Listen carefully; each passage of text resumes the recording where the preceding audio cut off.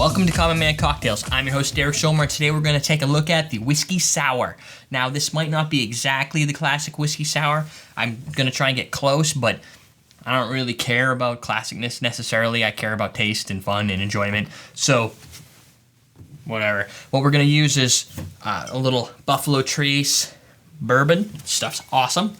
So, if you've got a whiskey you really like, if you don't have Buffalo Trace, go get it. But if you don't have it, pick the one you like the best, because that's usually how this rolls. We're going to use a couple dashes of Angostura bitters. We're going to use for a garnish, I'm going to use this is where it gets to non-classic necessarily. I'm going to use a little orange, which is, I think, what classics typically call for. We're going to also use a maraschino cherry. Some of them just say maraschino, some say just orange, whatever. We do it our way. And a little simple syrup with some lemon juice. That's your sour part. So let's get going. Bam. And we're going to mix it. So, and this I'm going to use as a rocks glass, which it kind of is already. It's just double tall.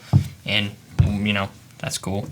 So what we'll do is we're going to do 2 ounces, maybe, 2 ounces of the Buffalo Trace bourbon, or your favorite whiskey. That tends to be one of mine. We'll do an ounce of lemon juice. I strained it too to get a little of the pulp out. We'll do an ounce of simple syrup. Now, what I did is, you may notice if you've been watching the show, I've always had this big simple syrup bucket thing, like Tupperware thing. So I wanted to get classy, so I went with one of these. Boy, was that a big mistake. If anybody knows a good place to buy these little squirter things, like maybe you work at a restaurant or something, let me know, because these ones are awful. You got to pretty much hold the top or else it's just going to pop right off. And when I'm mixing simple syrup, the last thing I need is to have an entire drink covered in simple syrup. So I got to find something else. Right now we'll use this. And we're going to do 1 ounce of the simple syrup, holding this in place. Wow, this is a little slow. Look at that, that's cool. I like the idea, just wish it worked better. We'll pour that in there, get ourselves some ice. So I haven't done my bitters yet, I'll do those next. Doop.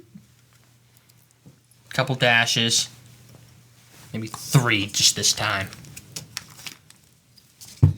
Smell the bitters from here.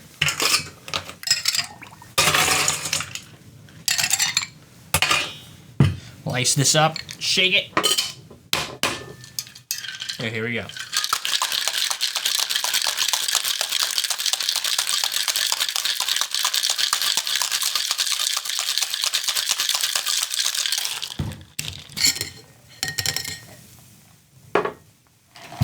So we'll strain this into a nice iced rocks glass.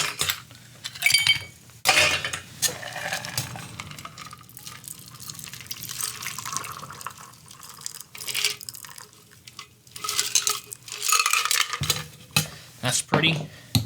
Whoa. And then what we'll do is bring out a cherry, stab that sucker right through. Bring out a little orange. Let's see, this looks like a good one. No, that one will do. A little orange there. Stick that right in there, and you've got yourself a whiskey sour. It's got that little brownish peach color going on. It smells very much like the Buffalo Trace in the raw.